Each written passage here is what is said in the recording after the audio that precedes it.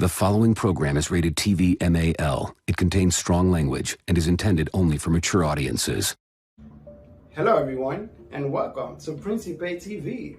Today we will be covering a story about a young man by the name of Miko, whom for the past few years has been traveling the world and inspiring others to do the same. He has made quite a name for himself on the YouTube platform, Miko Worldwide, known for working with the communities and providing services to those in need. With the support of his subscribers, he has been able to bless many countries. Along this journey, he has gotten himself into a bit of trouble and even behind bars. Today, he is here to tell his side of the story and tell everyone that he is innocent and this is the reason why he is free. So stay tuned.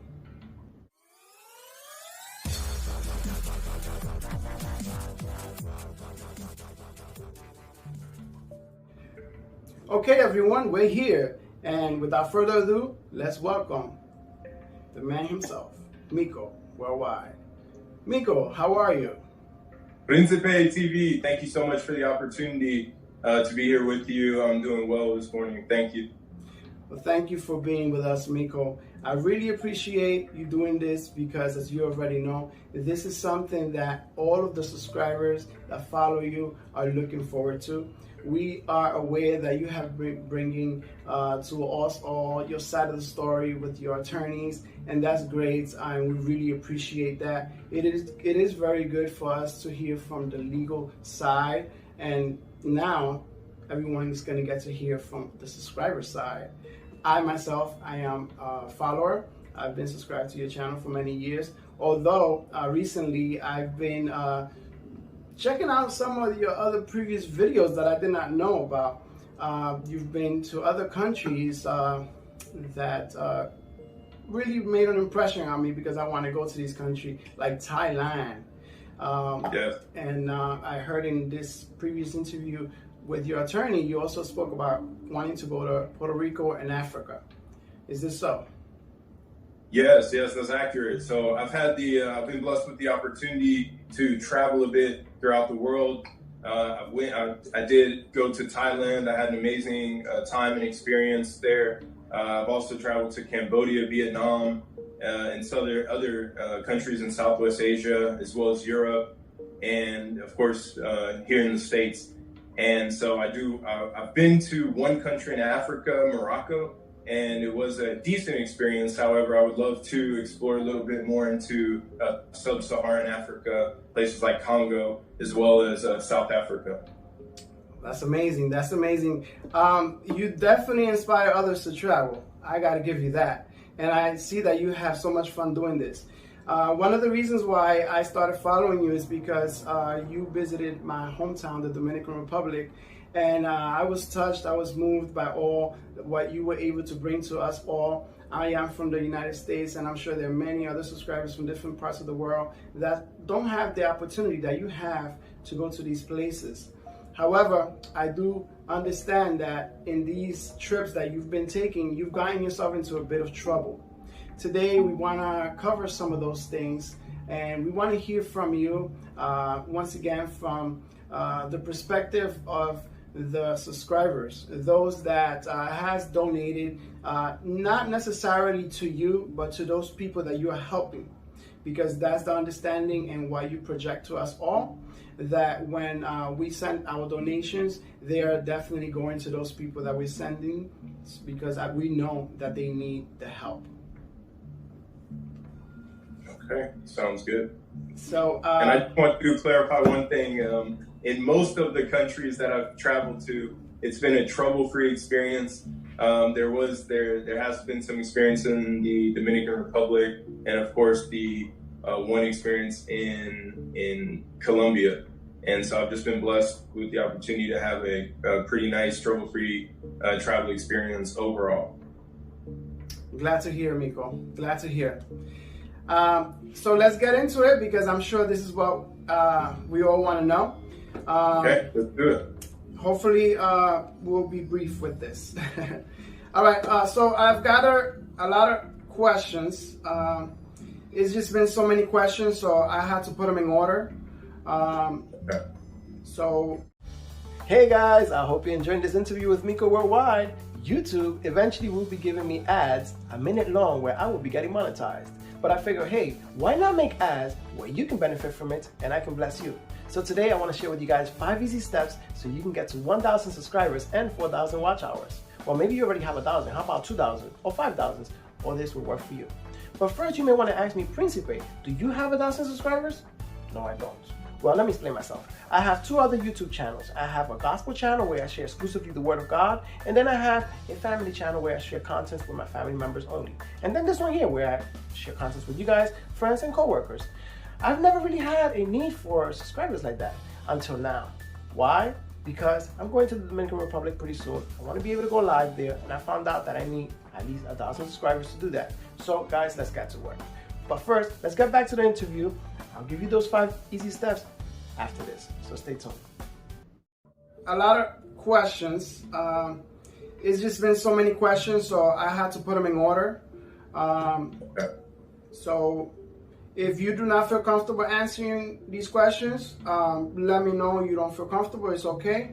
But honestly, why not just bring it all out? You know, let us all hear, you know, what you have to say, because I think it's fair. And lastly, before I go into the questions, I need you to understand that there is a side that maybe you're not seeing. Those people that are hearing the allegations, the subscribers that have been affected because they've gotten to a point where they admire you, and now there's your name that's being tarnished. Those people that are being affected now, a lot of them have believed these things, these charges that have been brought before you. And that should give them a pass to be angry, to not want to trust you again. And this is why we're here, so that they understand that if they're not right, that you can clarify that to them. Is that understood? Absolutely. I'm all for full transparency, and I think it's nice. I appreciate the opportunity just to bring some more clarity. I know I've done a part 1 and part 2 with my retained attorney, Mr. Romney Phillips, and I think the interview with him went well with clarifying some things for those who are still on the fence. I'm glad to have this opportunity to bring some additional clarification. Awesome. Great. We got that out of the way, so let's go. We have question number 1 here, and it says, have you ever been to a detention facility before all this happened to you? Okay, great question. So this was actually, with the things that transpired recently, this was actually the first time I've been housed in a detention facility before. Okay, question number 2. Where did the allegations originate from? Okay, so I'm not 100% sure. I'm not an allegation spreader. However, what I can say is they started from 2 places that I know of.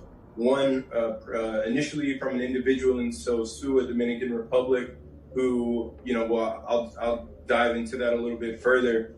But there were some allegations which reached the news media, and so one of the charges that were actually alleged, if for people who like to go online, if you go online and read it,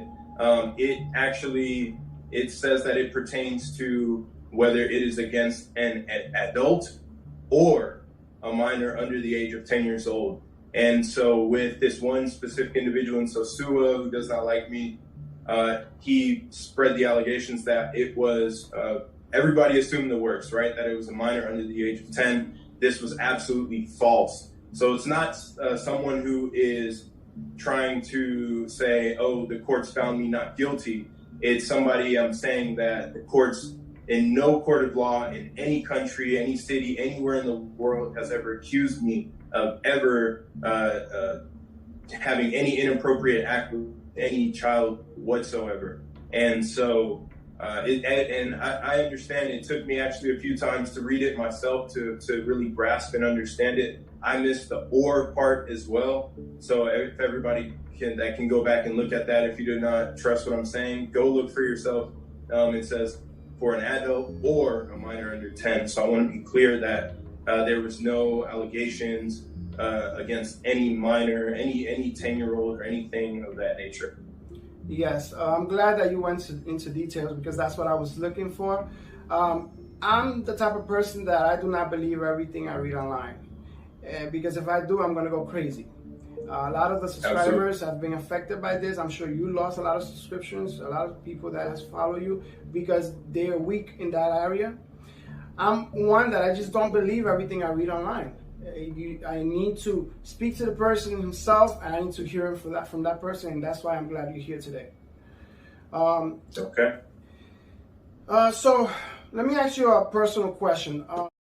5 easy steps to get to 1,000 subscribers and 4,000 watch hours. Step number 1, building a group of people that like you and want to see you succeed.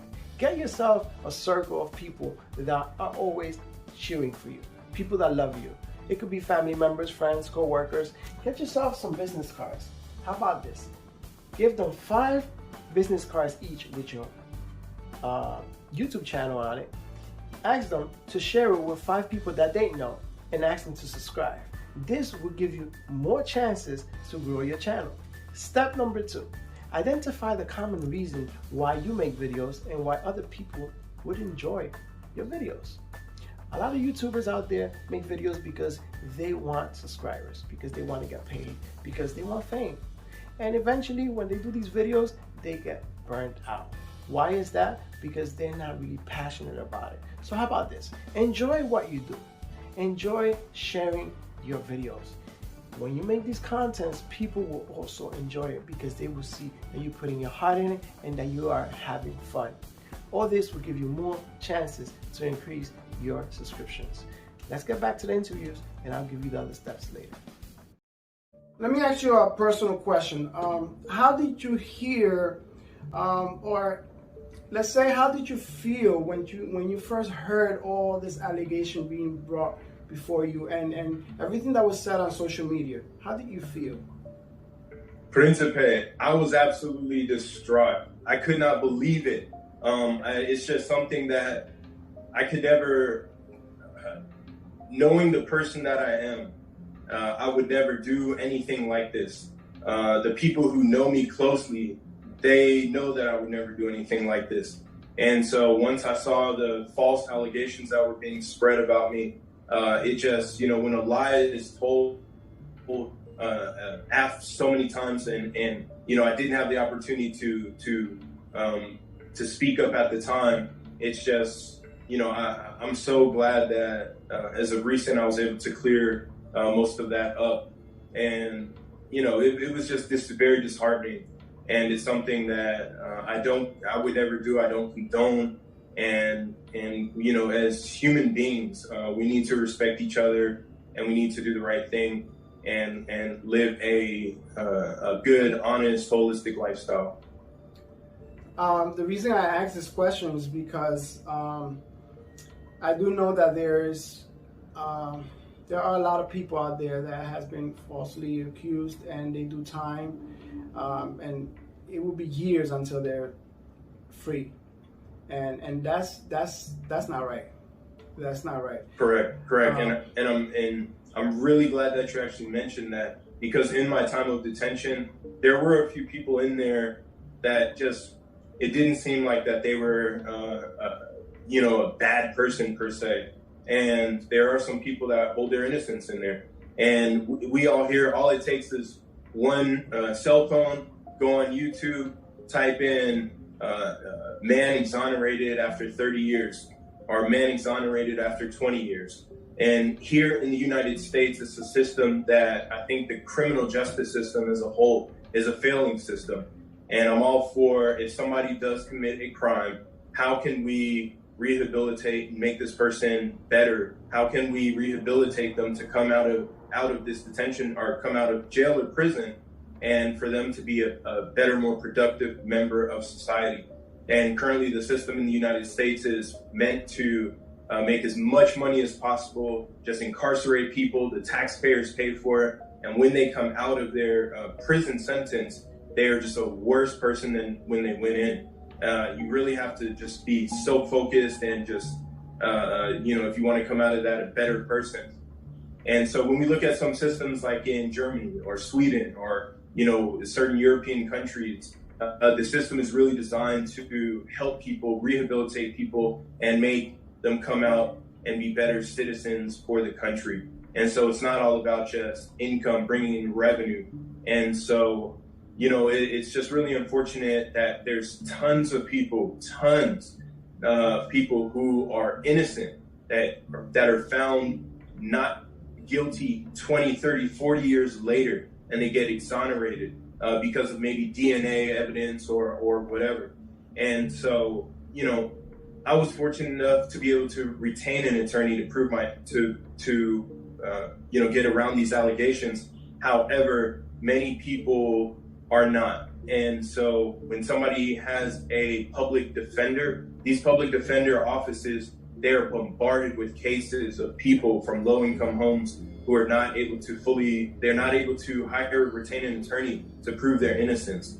And so they're just, the attorneys, they spend almost no time on the case. They just take the first plea offer. It's either, if you don't take this plea and you're found guilty at a trial, you're going to do 40, 50, 60 years in prison. And I think that's just not right whatsoever. And so it's another reason that I just, really, really enjoy traveling around the world. And it's a blessing to be able to see how other systems are ran, being able to meet other people from the world, being in other cultures, religions, different aspects of the human life. And, it's just really, truly a blessing. Well, Miko, one thing that you can definitely take from this is that you've never been to a detention facility before, but with this experience, now you can say you have, and you know what that's like in there.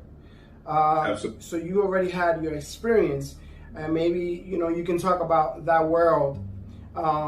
So with that, I want to ask you this question. For how long were you in there, and how did it affect you? Because I know when you come out of a place like that, you have to be either a better man, I would say, or it will humble you. I mean, you see things differently. Elaborate on that. Okay. So it was actually interesting. I was actually detained it was in March of 2020. And we remember March of 2020 because that's actually when COVID ran rampant in the United States. The United States shut down effectively, and the court system shut down effectively. And because of this, individuals were not going to court. The system was backed up. It still is. And because of that, I was actually detained, just awaiting court dates, just awaiting to go to trial for 14 months. 14 months, just sitting. And had I went to trial to completely exonerate myself, completely absolve myself of the situation, we could have been sitting another 14 months. And it was the attorney's recommendation to go with an Alford plea. And this simply is, it's saying that I'm not guilty. I'm not admitting I'm not guilty of what I've been accused of. And so this is simply a strategic option. It's the best option for me now to get around this situation, get back to the real world, and continue and move on with my life. And that's what we did. And so I just want to say for the record, as well as that the allegation, the main charge was completely dismissed. So just for the record. Yes, because there was a sexual case presented against you. So just to clarify, that was dismissed? That was dismissed completely. And it wasn't dismissed because of, for any type of legal, we're dismissing it because we don't have enough evidence, we're dismissing it for this reason or that reason. It was simply dismissed because it wasn't true. It wasn't factual. It was not accurate. And the prosecutor's office, the judge, the DAs, everybody agreed that this needs to be dismissed. I would like to warn the viewers that some of the content that we're bringing forth it could be a little strong for children. So this will be a good time for them to step away. Miko, I wanted to ask you. Welcome back. I hope you're enjoying this interview with Miko Worldwide. But let's get back to the 5 easy steps to grow your channel and get you 4,000 watch hours. Step number 3, publish consistently. It is important that if you want to see your channel grow, that you put in the work. A lot of people that are subscribed to you are looking forward to your videos. So you need to stay active. Sometimes you may feel that it's a lot of work because all the editing and you have to prepare things in certain ways, get creative. I understand that, but isn't this what you love? Aren't you passionate about doing videos and sharing it with the world? So it shouldn't be that bad. Remember, you need to enjoy it, and if you enjoy it, they will enjoy it too. So be consistent with that. Continue to give them all this content. Feed your fan base because they love you, and I'm sure you love them too. Let's get back to the interview, and I'll give you the other steps later. Miko, I want to ask you, the sexual cases that were presented against you, they were dismissed. Thank God. Thank God. But I have a personal question. Okay. Have you ever forced yourself on anyone to perform sexual acts? Okay, absolutely not. I've never forced anyone to perform any sexual acts, or I've never came on to anybody that was unwanted. And it's just disgusting to hear these type of rumors. It's just unconscionable behavior. For the people that know me, my family, my close friends, they know that this is something that I would never do. And again, these rumors, these allegations, these rumors stem from someone in Sosua named Michael Hines, who actually, I made the mistake of naming him mayor, and I've retracted that now. He's not mayor. We're going to go by his real name, Michael Hines. And, you know, it's just really unfortunate, and it stemmed from a situation where this individual, he actually begged me to live with him. We'll dive into that a little bit later. I'll make sure that we touch back on that. But just to answer the question, I've never done that, and I don't condone that behavior. That's very serious, and you know, I won't stand for that, and I don't believe anybody else should as well. And I'm very glad that the courts found through reviewing the case that that was not accurate, and everything relating to that was completely dismissed. I understand that you want to leave this topic about mayor for another time or later. Later in this interview. Oh, okay, great. His name is Michael Hines. You state that you lived with him for a while. This was in the Dominican Republic, just to clarify to everyone watching. The Dominican Republic, and you lived with him as a roommate for a period of time. I'm sure you guys had a relationship. Before I ask you anything, friends, yeah, friends. Right. Before I ask you anything personal about him, I wanted to ask you a question here. While you were in jail, how did it make you feel to see some of your friends, he could be one of them, and people that you trusted, how did you feel when they turned their backs on you? So that's a great question. And so I would say, you know, it was really disheartening. It was, you know, but that's just the world we live in, right? That's just how people are. No one's perfect. For the people, again, that knew me, they knew that this is not me. This is not who I am. My family members, they knew this is not me. This is not who I am. And for those that turn their back on me, you know, it is what it is. And so I've moved past it. It's duly noted. And I have a great moderator, Special 150, shouts out to her, as well as other loyal subscribers who kept me abreast of everything that's been happening while I was detained. And so I know who said certain things and who didn't, who stuck beside me, who didn't. And so just moving forward, I know how to kind of where to place people, and you know, I try to keep my circle small. And so even though one of my mottos is when we go through things, we grow through things. And so it's a situation that I've grown through, and I've learned a lot from it. And I really hope that everybody learns from this situation as well. Well, you know, since we are already here and talking a little bit about people that you trust, I want to touch a little bit on Mayor. Someone whom you consider a friend because you lived with him for a while. Someone that the relationship just went south. Today, he claims in his videos that you're fake. What do you have to say about that? Step number 4 to growing your YouTube channel: collaborating with other YouTubers. As you can see right now, Miko and I are collaborating in this interview. His fan base is getting to know me. Hopefully they'll like me and subscribe to my channel. My fan base is getting to know him. Hopefully they'll like him and subscribe to his channel. So we help one another. I love collaborating with other YouTubers because it is so much fun. I'm telling you, you need to try this. I want to give a big shout out to Leonis Morel, to Alan Brito, to Misael Concepcion, that are always collaborating with me. We have so much fun making videos together and sharing it with our fan base. And I also want to say thank you to all of Miko Worldwide subscribers that subscribe to my channel. Thank you so much, and I really appreciate you.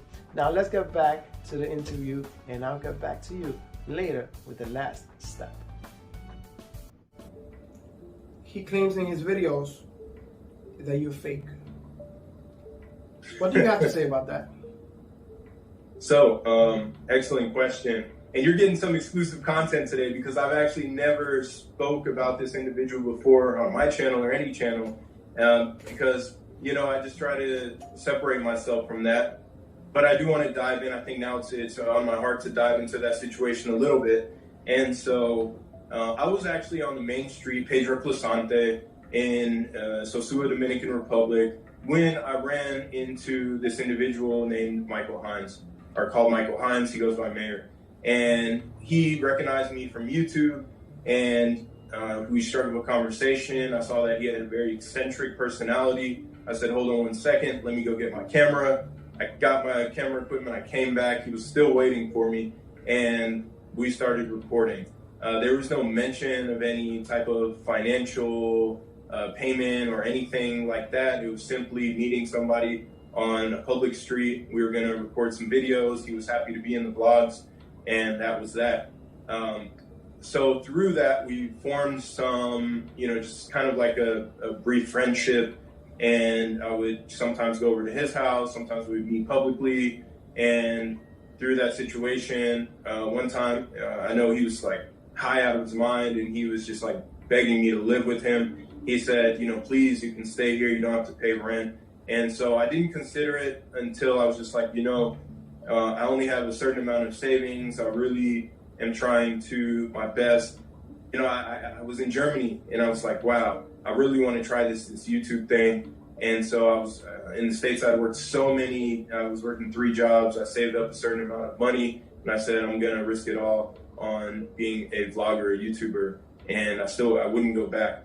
And so I said, okay, money's a little tight. He seems like a decent person. Let me, you know, we were recording videos. So I said, okay, I'll take you up on that. There was 2 separate rooms. And so from that situation, you know, there were some things that he did not make clear to me. And one of that was that he was actually living with a transsexual. Additionally, he was also living with a gay man. And so it's just like unbelievable. There were some, you know, physical manifestations that Mr. Hines was displaying that made me extremely uncomfortable, and I simply removed myself from that situation. And so everything I said is verifiable information. You can, you know, to have a trip to Sosua, you can, you know, it's just a situation that I wanted to remove myself from. It's not something that I was used to, and so within about a week, I left his home. He did not take that well, and so he had came to me and said he was going to do this and do that, spread this, spread that, if I did not pay him for some of the videos that he was in my public blogs, on public streets, public access. And so I said to him, YouTube's not paying me. At that time, YouTube wasn't. I had just started vlogging. There was some YouTube, when you sign up for the ads to be placed, which is how vloggers earn a little bit of income. They send a code to your residence. And so the residence was in Germany. I was in the Dominican Republic. I didn't receive that code. I had to give somebody access to get that code and get it to me. And so long story short, I wasn't getting paid at that time. I was still living off savings. And so I told Mr. Hines this, I explained it to him, but just to kind of keep things copacetic, you know, I did pay a small bribe of his, we'll call it that. Apparently, and he said, that's not good enough. This envelope is a little thin. I said, I'm done. You know, you do what you want to do. You're living with who you want to live with. Whatever you want to spread, that's fine. And so that's when he publicly started saying that, you know, I was this, I was that. I was messing with, you know, this person, that person. And it was just all completely false. All because in his interviews, he just simply says, you know, oh, Miko didn't pay me for the vlog, so I'm going to do what I'm going to do. And, you know, it's just individuals like that. It's my own fault for surrounding myself with that type of individual. You know, God has blessed me with some, you know, godly wisdom and discernment. And I went against that. And I shouldn't have. And even other subscribers who I was surrounding myself with at the time, they said, this person doesn't care about your channel, Miko. Why are you surrounding yourself with him? And, you know, he just had an eccentric personality. And I just, you know, it was a mistake that I regret. But, you know, I've grown through the situation. Those videos are still producing what they need to produce. And I'm very happy to keep them up on my channel. I think they're entertaining vlogs, and they won't be going anywhere. And so I just want to caution everybody as well. Not everybody has your best interest at heart. And so just be very cautious of who you surround yourself with. This way you keep yourself out of trouble, out of false allegations, and you can keep on with a peaceful and happy life. You know, it's a lot to take from this, but I don't think it's common for a YouTuber or someone that wants to travel the world to just go into someone's home that they barely know anything of. And as you stated, this is an experience from you, something that I'm sure you will not do again.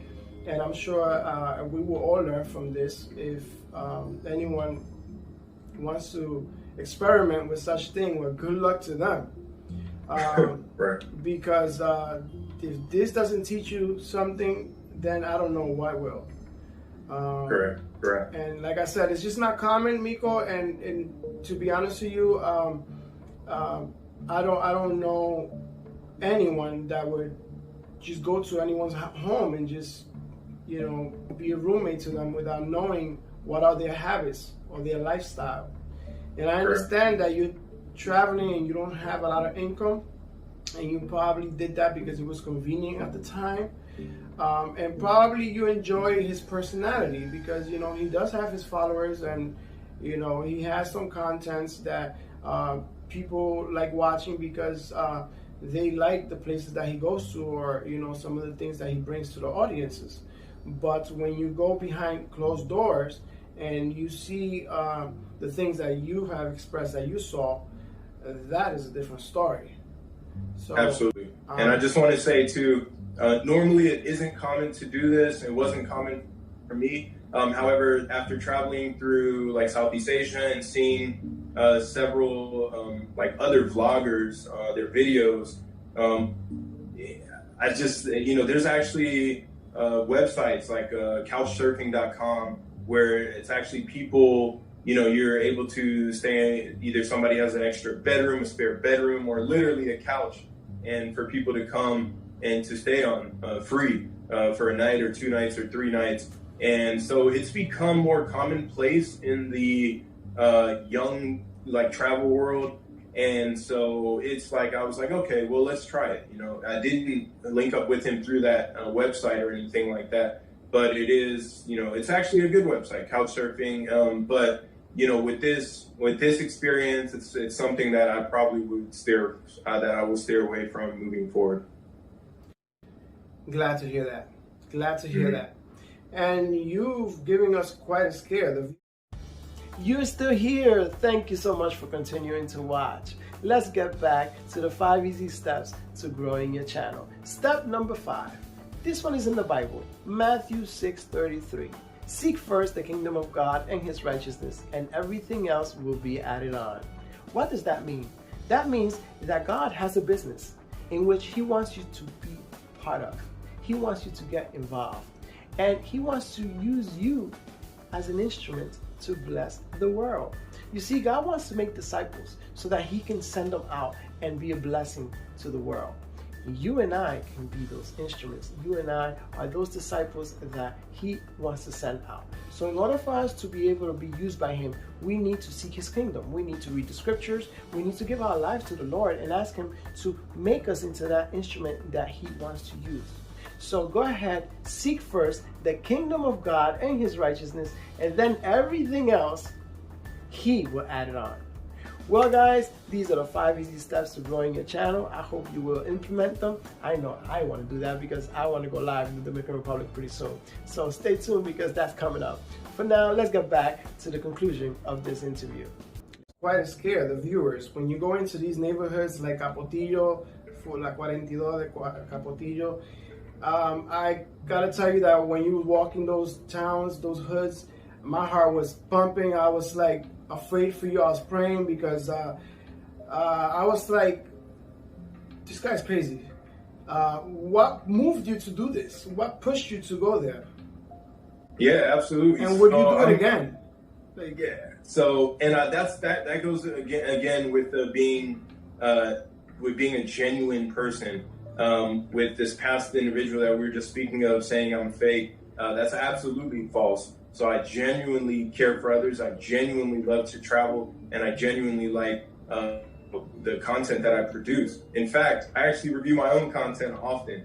And so I would do it again. I don't want anybody to think that because of everything that transpired, this is why I was traveling or this is why I was going to these neighborhoods or anything like that. It's something I really enjoy, and it's something I will continue. And so I gotta admit, Principe, going to these neighborhoods like Capotillo, Los Minas, it can get the heart jumping a little bit. And so, you know, that's just God blessed me with that type of personality. I really enjoy making this type of content because a lot of these individuals in these neighborhoods, you know, they don't have a voice. And a lot of people think that they're bad people. And that's absolutely false. There's a lot of great people in these neighborhoods. There's a lot of families in these neighborhoods. There's a lot of productive things going on. And there's a lot of talent in these neighborhoods. And without somebody coming in and showing, hey, this person, look, he has an amazing rapping skills. Hey, look, this person does parkour. Look at their skills and talents. Without, you know, somebody coming in and showing, like, look, this is a nice family in this low-income neighborhood. You know, these people are not bad people. I don't want anybody to get the two things mixed up. Being poor and being a criminal, it's different. Sometimes it can go hand in hand, especially in the United States. However, in places like Dominican Republic, I just don't see it. A lot of the poor communities there's really good people living there. And I really had just like an amazing time going through these neighborhoods and meeting different families and meeting different individuals and being able to allow them to showcase their skills and talents on my channel for the world to see. And so I really, you know, I just want to, because I know there's a lot of young YouTubers out there and other people. So this is a disclaimer. If you do go into any neighborhood, these type of neighborhoods or any neighborhood in the world, there is risk involved and anything could happen. And so I don't want you to just say, hey, Miko Worldwide is doing it, so I can do it. If you go into any type of neighborhood, it could be a rich neighborhood or a poor neighborhood or white neighborhood or black neighborhood, just exercise caution. I know I seemingly didn't exercise a lot of caution in these neighborhoods. I kind of went there without any type of security, without any type of anybody watching over me. At one point, a moto concho driver, a motorcycle taxi in the Dominican Republic, he actually wanted to stay with me in one of the neighborhoods. He said, "I can't believe you're doing this. Let me stay with you to watch over you." And I actually had to pay him to leave. And it's this type of content that I really love bringing. It's original content. I haven't seen anybody else do it. And it's authentic content, and it just goes hand in hand with my personality of being a genuine person. And so I will, as soon as I can, get back to this type of content. I really love producing. I want to get more into producing documentaries. There's a lot of things all over the world that a lot of situations and people and places that need to be that just need to be covered. And I feel like it's my job to do so. And I'm glad that everybody enjoys my content. Well, Miko, I've expressed to you when we exchange messages that I am a minister. I have the Word of God with me. I believe it's very important for us all to understand that God makes an instrument out of us, and not every instrument can do a certain type of job. So God has definitely given you the talent. You have the grace. You enjoy it, and now you are doing the world something that, believe it or not, is an experience. I personally have learned so much from those videos that you have brought to us all. I've gotten to meet people like Tycos from Colombia that never in the world I thought I would meet, and I'm following him on Instagram and I'm supporting what he does. I'm looking forward to meeting Jason in the Dominican Republic because of you, and so much more that I could get into. But of course, we have to conclude this video for now. We want everyone to know that we're going to get into some more juicy stuff, because we're not done with you just yet, Miko. We want to bring out stories about Jason.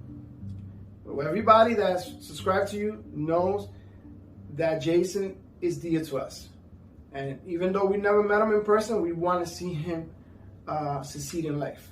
So we're going to talk about Jason, what happened with you and his relationship, your friendship with him, where did it go, where is it at now. There are rumors also, things that he has come out and said negative about you. I want to bring that out. I want to bring some things about Gendry that I think that you have to talk to us about. Also, I want to bring some other things that has to do with you moving forward. And some other questions that I've gotten here that pertains to your person. So I hope you're okay for a second part. Can we do this again? Okay. Let's do it. I'm for it. Great. Well, Miko, I hope that you have a good rest of your day. Thank you for being with us.